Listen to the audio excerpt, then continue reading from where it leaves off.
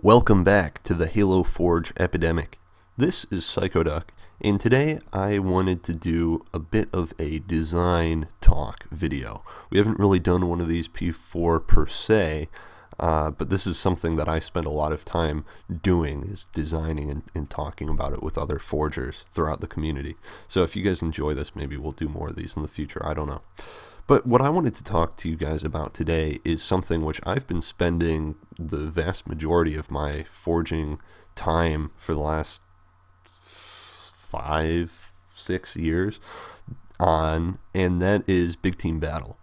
And when we talk about Big Team Battle, there are kind of two camps it falls into. So I want to clear something up before we start, because I'm specifically talking about one of those. So the first camp is the sort of classic idea of BTB, this idea of a massive map, just huge, large-scale engagements, as many players as possible, as many vehicles as possible, as many power weapons as possible. And you get things like BTB heavies, which are sort of that taken to an extreme. And that can be a lot of fun. I understand the place that holds. But that's not what I'm talking about today. What I want to talk about is a more modern take on BTB, and that is sort of the idea of squad. And squad typically means 6v6, light vehicle set, sort of just incorporating light vehicles as an additional layer into core competitive Halo, and using those vehicles to add depth to the experience without radically changing it to a different formula altogether, like you'd find in classic BTB.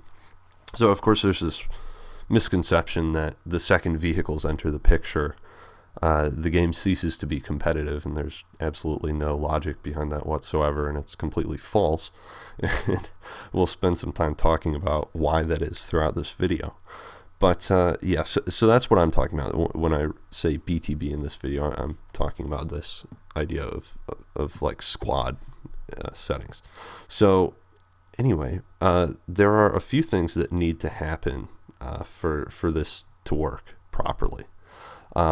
And they start with the idea of infantry and vehicle interaction, right? So vehicles, if you look at the Warthog takes skill to operate, because it takes skill and coordination to operate. It takes close coordination between two players. It also takes individual skill on the part of the driver, as far as positioning, which is often undervalued, but positioning a Warthog is incredibly important. And then it takes skill with the gunner as far as target prioritization. I know a lot of people struggle with this. They'll start shooting at one guy and then just jump to a different guy before the first guy's dead, and then they end up with two people shooting at them, and it doesn't work so well for them.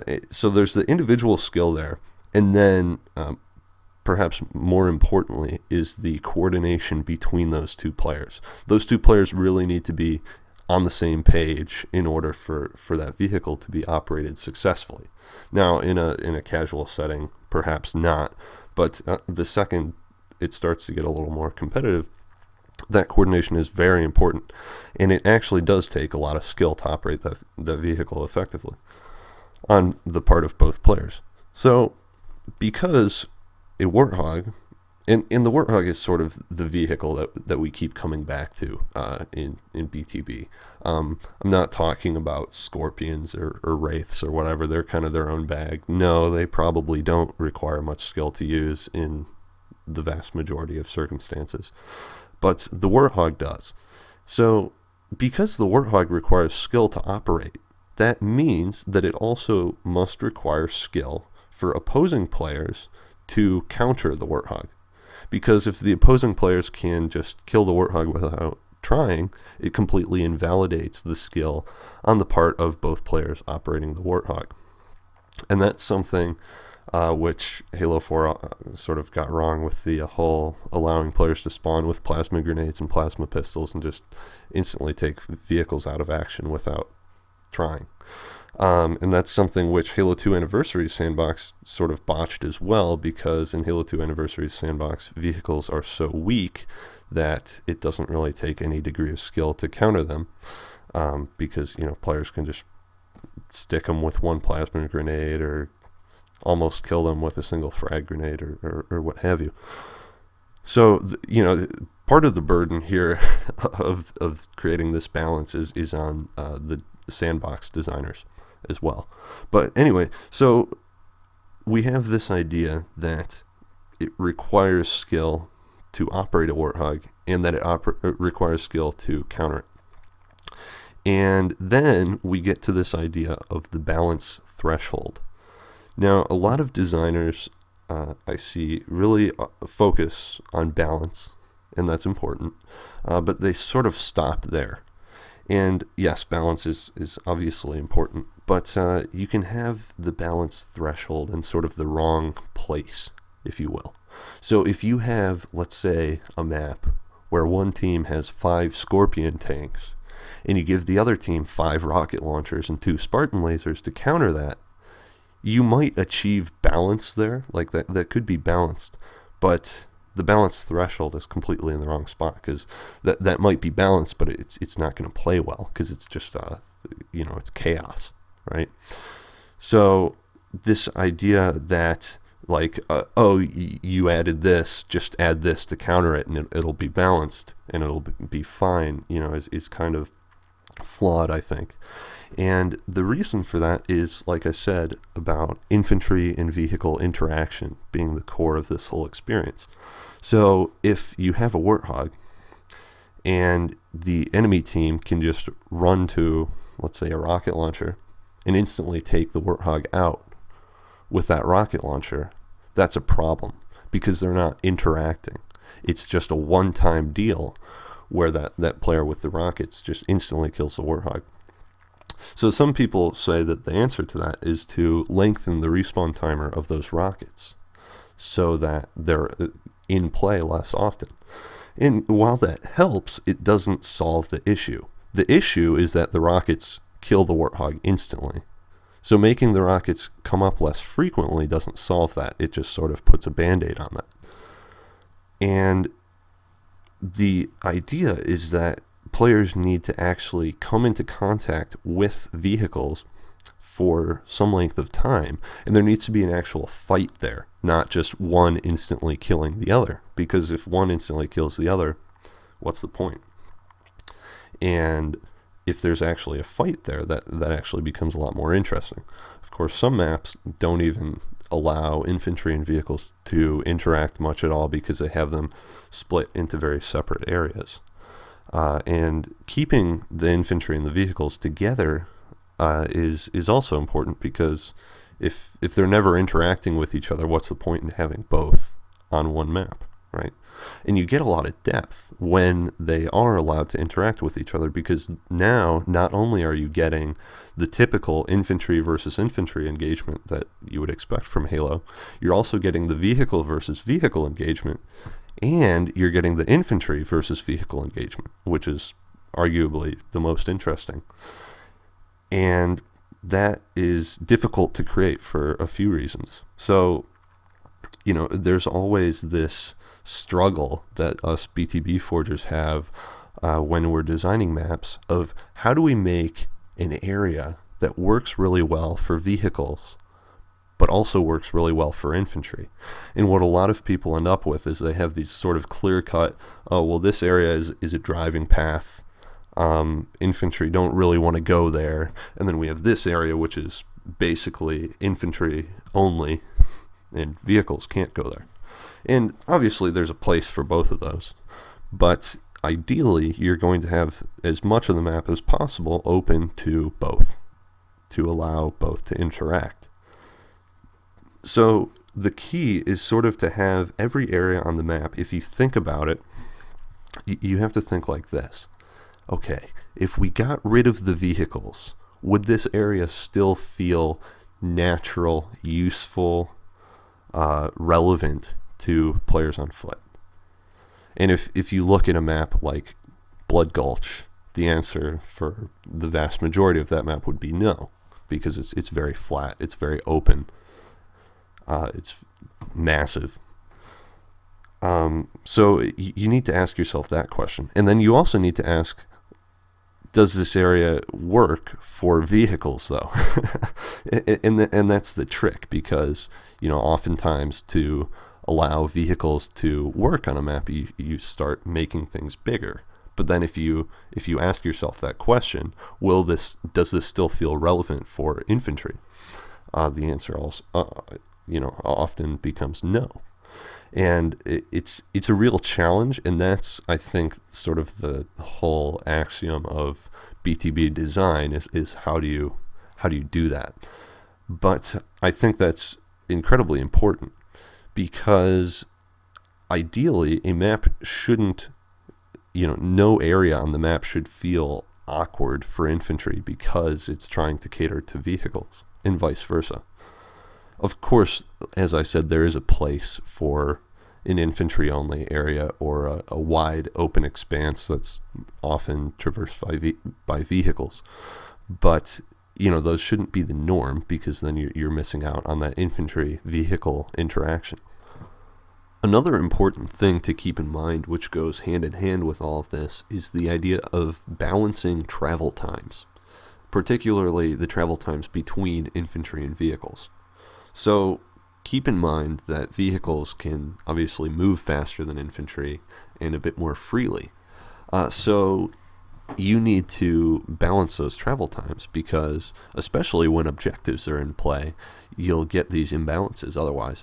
Let's say the fastest and easiest way to run the flag is in a Warthog. Well, then why would you ever run it on foot? You get a balance issue. So balancing travel times is really important, and that is something which is achieved on Standoff and Rat's Nest very well, and something which us BTB forgers have given a lot of thought to over the years since. And of course, creating interesting ways to do that is always the challenge. So typically we don't let vehicles just drive right through the center of the map, because then they could get from base to base much faster than players on foot could. So it's kind of a trick of forcing vehicles to wind around a little bit, and letting infantry have a bit more freedom, and doing things like directional routes with jumps and drop-offs and whatnot, which allow maybe infantry a little more freedom in how they move through vehicles. Let's say vehicles can only move through an area in one direction, but infantry can move through in both. That sort of thing. Just sort of evening the playing field in that regard, again, just continues to play right into the whole infantry-vehicle interaction thing. Keeping them both important. They're both integral to every aspect of the whole experience. So making sure that neither one is irrelevant in a certain circumstance is very important. So I think all of that is really important and really at the core of this sort of BTB experience that I've been talking about, this experience where it really is core competitive Halo, but with vehicles as an additional element in that mix. And very few maps have really achieved this. I think that really this started to be seen in Halo 3. Of course, Bungie didn't design many BTB maps after Halo 3, so we never really saw this trend continue with developer maps. But in Halo 3, Standoff and Rat's Nest were sort of this type of map I'm talking about. Not quite, but they were closer certainly than any other developer map has been, which is cool, because those maps were really big inspiration for me. And then the forgers have sort of taken these concepts and really refined them over years to what we have now. And so for me it started with a map called U-Turn back in Halo 3, which was